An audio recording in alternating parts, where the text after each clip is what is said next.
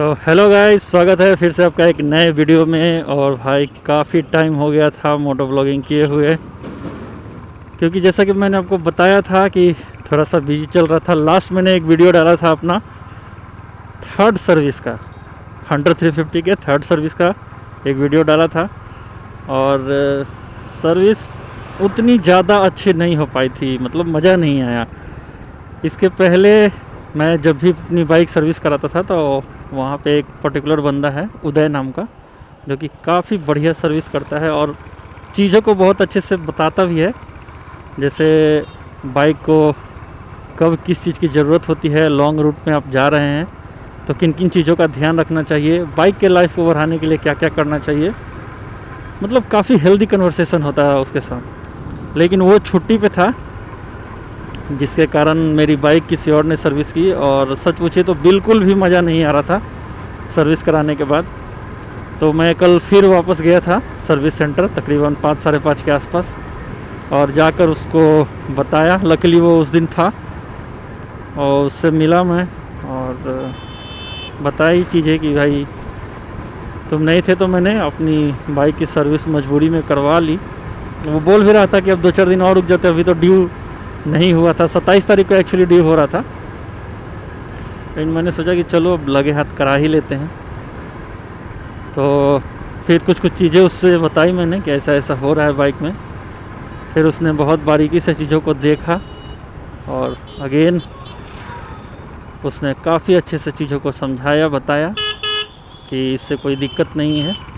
और दिक्कत actually chain का आ रहा था। आपको पता ही है रॉयल एनफील्ड के बाइकों में चेन का दिक्कत जो है वो अक्सर आता रहता है, तो चेन का इशू था। फिर अपना ऑक्सीजन सेंसर ख़राब है, ये भी चीज़ मैंने उससे बताई कि ये भी एक दिक्कत इसमें आ रहा था। उस चीज़ों को भी उसने बहुत अच्छे से समझा। अरे वाह यार, लकीली लगता है रोड अपना बन चुका है। वाह, इस साइड भी रोड देखिए बन चुका है। लगता है आगे भी है जो रोड अपना बन चुका होगा, क्योंकि एक संडे था तो संडे में वैसे भी बहुत कम लोग ट्रैवल करते हैं, तो हो सकता है कि उस चीज़ को लेकर रोड का पूरा काम कंप्लीट कर दिया होगा। तो फ़िलहाल दिक्कत क्या हो रहा था कि चैन ऐसे ऐसे ऐसे ऐसे वॉवल कर रहा था। फिर उसने चैन पूरा जो है ओपन करके दिखाया कि उसमें 3-4 जगह चैन आपस में ऐसे चिपक गए थे। तो मैंने पूछा कि भाई इसका रीज़न क्या हो सकता है, तो वो बोला कि ये बारिश वारिश में भींगा है और बाइक ऐसे ही 5-6 दिन आपकी रह गई होगी खड़ी, जिसके वजह से इसका सॉकेट जो है वो आपस में ऐसे चिपक गया है और चैन टाइट होगा उस टाइम, तो इसकी वजह से ये चीज़ हो रहा है। और फिर मैंने उससे पूछा कि इससे कोई दिक्कत। फिर उसने व्हील का अलाइनमेंट वगैरह देखा, व्हील का अलाइनमेंट भी सब सही था। तो वाकई फिर उसने मुझे आश्वासन दिया कि आप चलाइए, कोई दिक्कत नहीं है, 100-150 किलोमीटर चलने के बाद ऑटोमेटिक चैन ठीक हो जाएगी, जय हो जाएगी। और लुक आउट द रोड भाई, रोड पूरा एकदम टकाटक हो चुका है। इसी चीज़ का भाई बहुत ही बेसब्री से इंतज़ार था। ये रोड ने ना बहुत परेशान किया है, बहुत ही ज़्यादा परेशान किया है।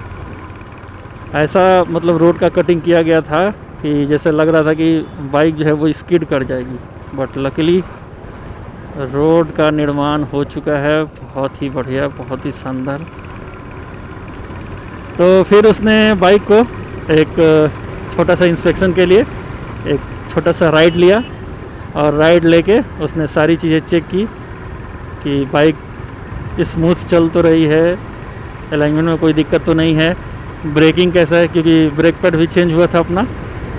तो उसने सारी चीज़ें पूछी और पूछकर फिर वो अपने हिसाब से एक राइड लिया। फिर और उसने बताया कि अब बाइक सर ले जाइए, कोई दिक्कत नहीं है, आराम से चलाइए। तब जाके कहीं मैं आश्वस्त हूँ। और सच पूछो तो सच में मतलब जो अलाइनमेंट वगैरह उन्होंने किया उसके बाद बाइक थोड़ा सा स्टेबल है। अब वो चैन की वजह से हल्का सा जो दिक्कत है वो अभी रहेगा, वो चलाने के बाद ही जाएगा, एकदम से नहीं जाएगा, चैन ऑटोमेटिक सीधी हो जाएगी। तो भाई ये एक चीज़ तो होता है, एक बार जिस पे ट्रस्ट हो जाता है ना, फिर वो कुछ भी कह देता है तो मतलब दिल मान लेता है कि हाँ ठीक है भाई, वो अगर बोल रहा है तो ठीक ही होगा, कोई दिक्कत नहीं है इसमें। और मतलब मुझे फील भी हो रहा है बाइक स्मूथ चल रही है, नहीं तो ऐसे लग रहा था कि बाइक कहीं रब हो रही है, घसर घसर घसर घसर करके साउंड जो है वो बार बार बहुत इरिटेटिंग लग रहा था। तो फाइनली अपनी बाइक जो है वो स्मूथली चल रही है। और चलिए आपको आज हाईवे वाले रास्ते से ही लेके चलते हैं। अंदर में तो क्या, जाने के बाद स्पीड थोड़ा स्लो ही करना पड़ता है, तो वो भी एक दिक्कत ही है। और ये जब खाली रास्ता है तो आराम से अपन सीधा चलते हैं, कोई ब्रेकर नहीं, कुछ नहीं। और रोड बन गया तो भाई अब तो कोई दिक्कत ही नहीं है। रोड बन जाने से चीज़ें और भी अच्छी हो गई। अरे भाई अपने साइड चल लो यार, क्या ये लोग कितना भी समझाओ, क्लियर खाली उधर रोड पड़ा हुआ है, फिर भी लोग इधर घुस रहे हैं, पता नहीं क्यों। तो अभी मैं देखो 60 पे बाइक जो है वो खींच रहा हूँ, कोई दिक्कत नहीं आ रहा है, एकदम बाइक स्मूथली भाग रही है। लेकिन यही बाइक कल परसों बहुत तकलीफ़ दे रही थी भाई। तो मैंने तो आपको पूरा उसमें बता ही दिया है कि क्या क्या थर्ड सर्विस में चेंज हुआ है।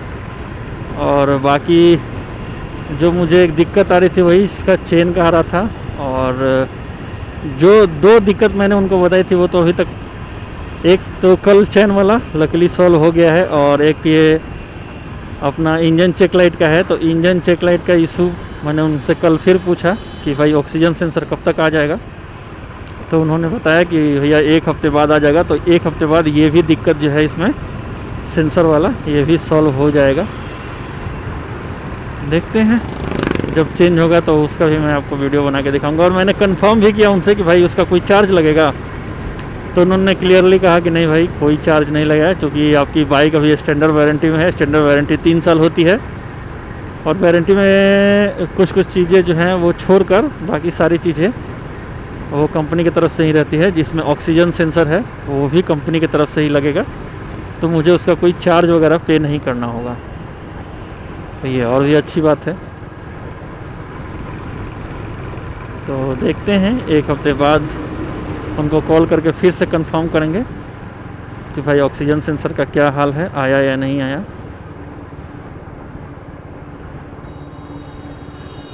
उसके बाद ये प्रॉब्लम सॉल्व होगा, क्योंकि 2-3 बार उन्होंने डायग्नोज करके अपने वो जो टूल लगाकर ऑनलाइन सारी चीज़ें चेक करते हैं, उससे उन्होंने चेक किया। 3 बार इसको रीसेट किया, लेकिन उसके बावजूद भी जैसे ही बाइक बाहर लेकर मैं निकलता था, इंजन चेक लाइट वापस से ऑन हो जाता था। तो उन्होंने फाइनली बताया कि ऑक्सीजन सेंसर का ही इशू है, तो वो आने दीजिए, फिर हम लगाकर उसको चेंज कर देंगे। बाकी ये भी बाइक ठीक चल रही है, कोई दिक्कत नहीं है बाइक में ऐसा। और ये दोनों इशू जो है वो मैं थोड़ा सा डर गया था कि भाई अचानक बाइक में क्या हो गया, लेकिन फिर उन्होंने बताया कि डरने की कोई बात नहीं है, आप आराम से जितना मर्जी उतना बाइक किलोमीटर चला सकते हैं, इसमें कोई भी दिक्कत नहीं है, कोई भी इशू नहीं आएगा।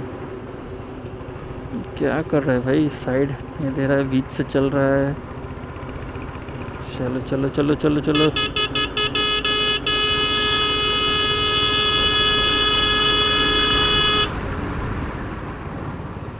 बाइक है ने, रास्ता खाली बेटा, इधर से चलना।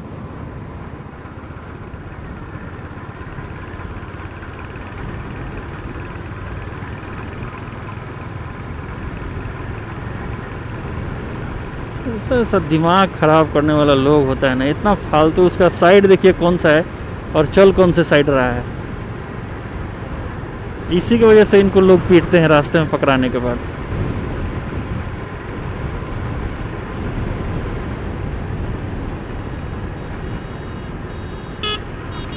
चलो अपना मूड ठीक रखते हैं, चिल करते हैं। तो मौसम भाई आज थोड़ा सा बारिश जैसा लग रहा है। इधर उधर तो मौसम नहीं लग रहा था, बट इधर लग रहा है, तो हो सकता है बारिश हो। क्योंकि बारिश अगर हो जाए तो अच्छी भी चीज़ है भाई, बहुत ज़्यादा गर्मी पड़ रही है। लेकिन दिक्कत यही हो रहा है कि जब जब बारिश हो जा रहा है उसके बाद मौसम जो है मतलब बहुत ज़्यादा गर्म हो जा रहा है, बहुत ज़्यादा।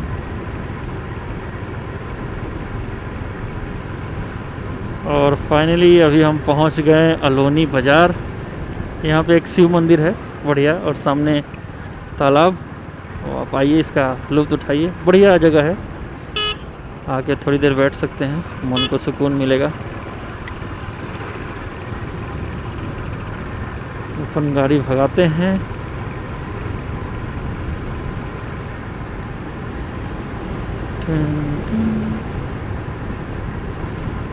और भाई आज इतना दिन बाद मोटो व्लॉगिंग करके बहुत बहुत मज़ा आ रहा है, दिल एकदम खुश हो गया है। और मैंने एक शॉट डाला था हेलमेट माउंट के लिए, स्ट्रैप वाला, या वो जो 3M टेप यहाँ पे हम चिपकाते हैं, अलग अलग कंपनी का आता है, लेकिन ज़्यादातर जो चलता है वो एक्शन प्रो और एक और है ब्लू आर्मर। तो मेरे पास दोनों है। हाँ, लेकिन ये है कि ब्लू आर्मर में जो 3M टेप आता है उसकी क्वालिटी थोड़ा ज़्यादा अच्छा है एक्शन प्रो से। वो थोड़ा सा हार्ड है, थोड़ा सा डार्क ग्रे कलर का होता है, और ये थोड़ा लाइट ग्रे कलर का होता है एक्शन प्रो वाला। तो ब्लू आर्मर का चिपकता अच्छा है। मैंने अपने दूसरे वाले हेलमेट पे उसको चिपका रखा है, तो वो सूखने के लिए मैंने 1-2 दिन छोड़ दिया था। हालांकि उतना दिन छोड़ने की ज़रूरत तो थी नहीं, बट फिर भी मैंने छोड़ दिया। और इस वाले हेलमेट में मैंने स्ट्रैप वाला जो माउंट है वो लगा लिया। बोला कि स्ट्रैप माउंट ठीक है। इस पे थोड़ा सा कैसा कॉन्फिडेंस आता है, जैसे हम बांध के रखते हैं तो पता नहीं है कि गिरने का चांस बहुत कम लगता है, ऐसा फील होता है कि नहीं भाई गिरेगा नहीं एटलीस्ट।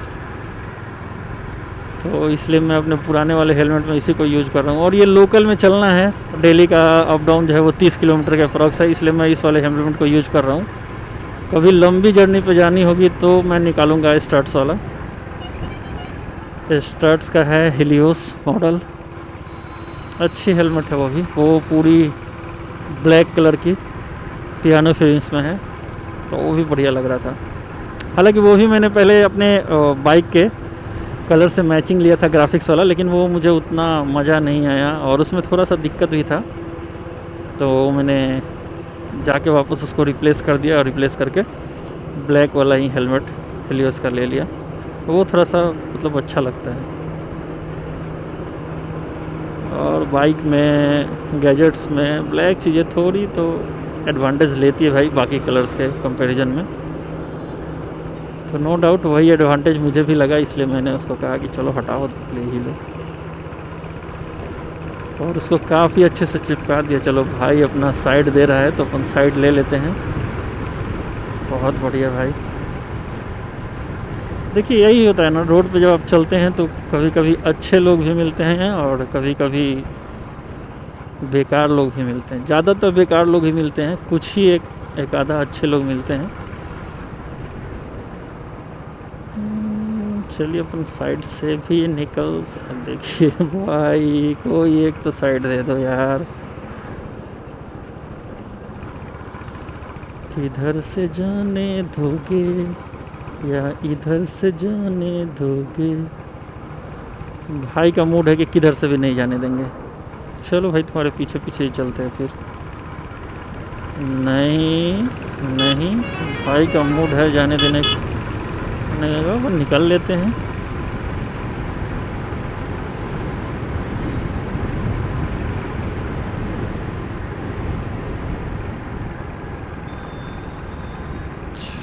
चलो चलो चलो चलो।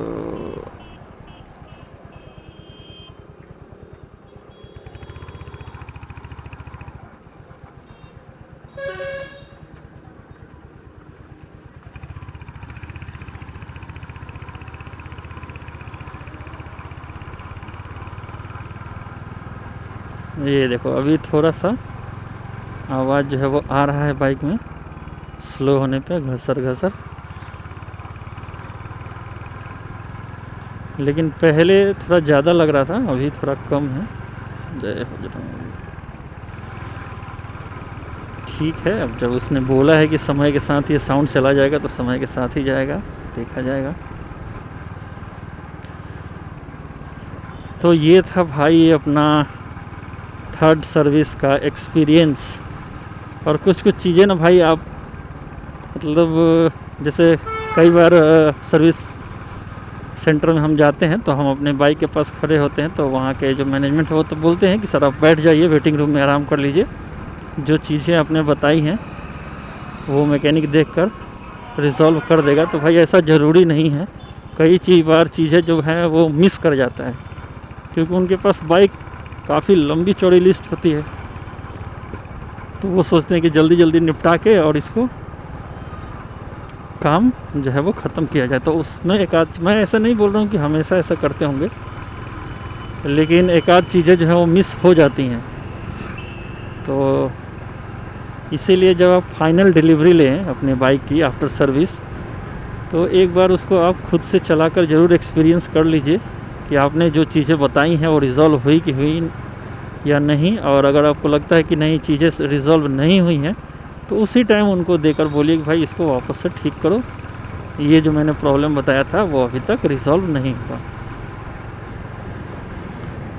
तो ये आपके लिए कन्वीनियंट रहेगा, क्योंकि वापस घर आओ, घर आके फिर वापस जाओ, थोड़ा सा एनोइंग लगता है, बस और कोई बात नहीं है। तो ये इस तरह का मेरा एक्सपीरियंस रहा थर्ड सर्विस का।